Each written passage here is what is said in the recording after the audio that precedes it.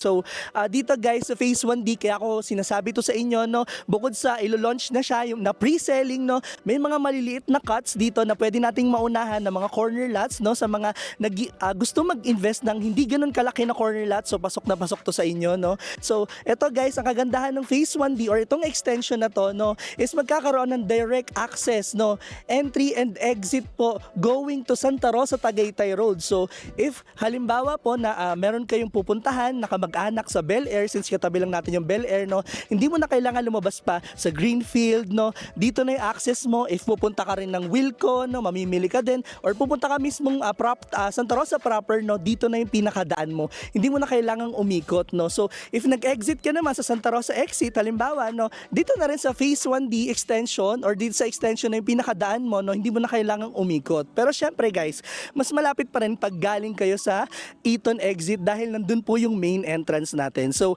nag-average din po yung mga lot sizes ng Phase 1D, no? Kagaya ng Phase 1C, no? Meron tayong mga 150 square meter dito. And syempre, guys, yung mga corner lots na nabanggit ko na meron tayong mga 175 square meter. So, if you're interested, no, gusto mong mauna na makapag-invest sa bagong bukas at bagong launch lang na pre-selling extension dito sa Solen Residences, no, i-message mo lang ako sa number flash on the screen at i-assist mo namin kayo.